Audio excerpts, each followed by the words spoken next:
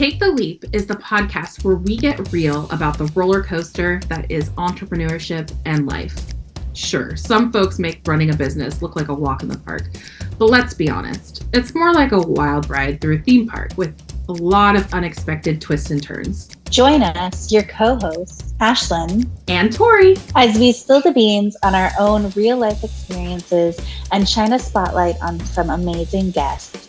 From the highs of success stories to the lows of epic failures. And hey, we'll even throw in some cringe-worthy, laugh-out-loud, embarrassing moments for good measure. So buckle up and tune in every Tuesday and Thursday for a dose of raw, unfiltered truth about what it's really like to chase your dreams and build a business. Whether you're a seasoned entrepreneur or just dipping your toes into the startup world, we've got something for everyone. Even if it's just to make you think, wow, I'm glad I didn't do what they did.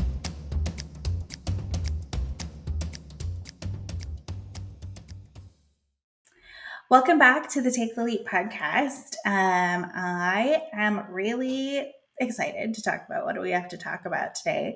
I wanted to ask you, Tori, your opinion on how to not be an asshole while networking.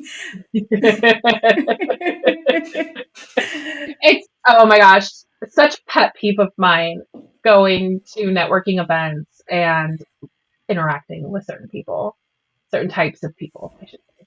Mm-hmm. Yeah, the reason this came up is, as you know, I do a ton of virtual networking, and there have been a few times where people are like, why did you not completely cyber stalk me before our conversation? And I was like, one, I didn't have time to. The whole point is to have a conversation and build a relationship. And three, like, if that's your attitude, I don't know if you're in this for the right reasons.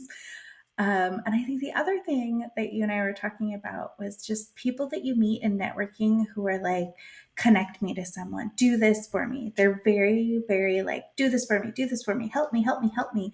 And there's no reciprocation at all. And it's like, yo, I don't have time to like send you leads and referrals. That's not all what I'm about. Like, I'm building my own company and my own business. Do you ever experience that when you meet people? And it's actually turned me off of networking so much that I rarely do it these days. And I know that that's probably not a good strategy as a business owner. I really probably should get back out and networking, and you've definitely been inspiring me to do that. But I, especially earlier on in my career, before COVID, you know, when networking, like in-person networking was like a really big deal. I would come home from those events just feeling like exhausted and depleted. And I felt like most of it was just shaking hands with, very loud, obnoxious men who just wanted to see what they could get from me. You know, like they weren't actually interested in our conversation. I'd repeat myself a couple times because they wouldn't be tracking the conversation well. They talk over me a lot. And no, I'm not saying that every networking situation is like that. I felt like, especially a few years ago, like that was the majority of networking. And I just like I went into business for myself to get away from that kind of a culture. I just couldn't do it. It's just exhausting. Now, that said, I met you because of networking, and we are now friends, and we collaborate on this wonderful podcast, and we're doing a course together, and you're a great friend. I love talking to you and hanging out with you and watching your journey. So, you know, obviously positives come from networking experiences too, and so I don't want to diminish that, but whenever I think of the term networking, I literally just think of a bunch of frat boys in sales. Yeah. Oh my gosh. Okay. So we should also bring this up because it is one of my favorite episodes of the older TV show called Corporate, where they go on this like business retreat with their company and they talk about networking, and it's like all these people handing out their business cards. And I need to like look up the exact line, but he's just like, don't you also have a spreadsheet about all these like details about people that you can use to like blackmail them or whatever, and like a stack of business cards? Like, how are you not doing that? And I'm like, oh yeah, that is what networking was like presented as when I, first went out there in the corporate world. It was like lots of salespeople who just want to give you their pitch. And we are here to tell you that that is not the right way to network, or that is one way you can, but that is not going to get you ahead in the world. It really should be more about building relationships, finding collaborative partners. It should be about connecting with people in a valuable way. And I guess you make a good point of like, you can choose who you choose to stay in touch with after that. So don't feel like, oh gosh, since I met them at a networking event, I need to now follow up with them and get coffee. Like, it can be, if you have that like weird oogie feeling, you can just throw away their business card at the end of the night and not accept future meetings or phone calls. But yeah, there's no reason why networking should just be a pitch for your, somebody's services. It should be about creating a long-term relationship that's mutually beneficial to both people. Absolutely. I'll say this. I have referred services to people. I have referred small business owner friends of mine to potential customers. Some of them have worked out, some of them haven't. And I've also given like recommendations and testimonials and, things like that for people that I close to. So I've done that for a large group of people. None of them have been the person that aggressively pitched at me at a networking meeting. It's all been people I've gotten to know, had a beer with, had a meal with, like talked to on a somewhat regular-ish basis. Even if it's, not every month or so, like I follow up with them, I follow their journeys and catch up with them when I can. And those have been the people that I've considered. And so when somebody comes to me and says, oh, I really need support in this, and I'll instantly think of that person that I have that relationship with, not Joe from the networking event on Tuesday night who gave me 10 of his business cards to spread out. Like, yeah. You know what I mean? Like, it's just, it's so annoying. And it's also, I don't know, it just feels very outdated too. It just feels like a very outdated way of doing business. I went through recently because when I first started networking, I started collecting business cards and like I had like a whole book full of them. And I recently was cleaning out my office and I opened that book of business cards that I probably hadn't cracked open in like years.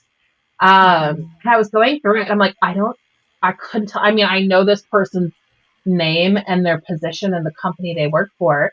Do they still work here? No idea. Is there a face that pops up with that? No idea. Like, of course, there were some in there that I was like, oh, yeah, this person. But for the most part, I don't have, Ashlan, I don't even think I have your business card. No, probably not. We have each other's phone numbers. So, yeah. Oh. Yeah. It's actually kind of funny, that you say that, because sometimes I like, especially if I know that I'm going to like sync up with somebody later, I'll be like, I'm going to take a picture of your business card, or like, let's connect on LinkedIn, because here, save that, printing costs money. So save that business card. We can figure out how to connect from there. Because it's just, there are people who just hand them out like candy. And it's like, you shouldn't just spray and pray your resume and cover letter when you're looking for a job. You should be strategic about how you connect with people and make sure that it is a mutually beneficial relationship for each other. Absolutely. Yeah, that's really the only way you're going to get somewhere. Well, I feel like I'm a bad person to do this because I just am not networking as much as you are. So I will say, because we just talked about all the ways we hate networking and how you can definitely be an asshole in that exchange, what are some ways that, I guess, what would you recommend for people who want to get back into networking, selfishly asking for? Oh my gosh. I feel like, honestly, come join our community so you can be with other entrepreneurs, but like being around people who have either similar customer bases to you or are in kind of similar stages of business to you, I think is really helpful. Honestly, I love women's networking groups much more than I like mixed gender networking groups. I have realized that the chambers of commerce, like those can be pretty challenging because it's a lot of real estate brokers, a lot of people who are insurance sales, that are really salespeople that are really looking to grow their book of business that way. So I think one thing that my coach told me, that was really helpful is if it doesn't feel like the right room, you don't need to keep going. So if you Oh, I don't find love that. if you don't find your tribe and your people there, you don't need to do that.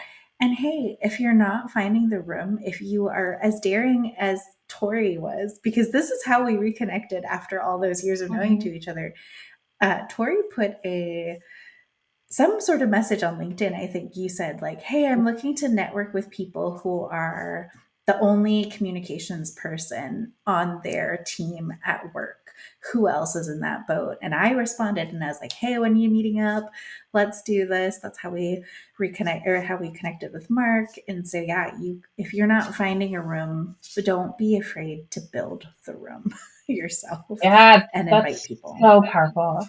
That's such a good point. And I remember I did that like out of desperation in that job. Like that was a great job, on paper, but like I was running a department of one and doing the work of 10, and I was really struggling. And so because I just didn't have anybody around me to bounce ideas off of, and just like now, like we're talking about being entrepreneurs, like when you work by yourself, it's, you really need a community around you. And so if you don't have that, that's exactly what I was going through at the time. And you were too. Like we were basically in the Mhm. same position, for different nonprofits. And we met regularly to start being like, hey, how do you, Go through how do you this. do stuff? Yeah. Like what challenges are you having? And I got some really valuable information, if not just to have somebody to like, vent with as well. Yeah, Like we got totally. had some really great conversations Hmm. over coffee, and it was great. So yeah, uh, echoing your point, if you can't find the room, build it. Hmm. I love that. I love that so Yeah. much. Is there anything else you would add, Ashlyn?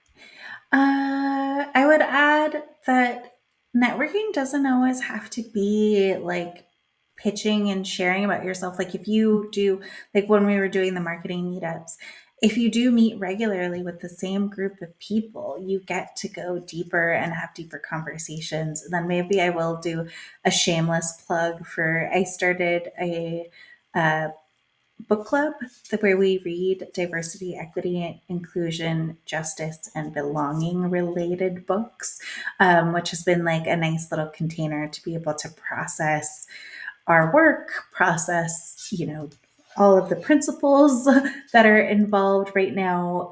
It's April, so we're reading a book written by Arab American gentleman who is telling the stories of young Arab Americans in America. And this was written way back in 2008. So it's just been so eye opening to like read about a time that is long past, but some of the situations that are still there, and work with people on how that aligns with the work that we do, how, racism, and different things impact our day to day work, and how we can be better people by understanding other people's stories. So I will leave people with that. Really powerful. Yeah, if you want to That's join, amazing. it's free.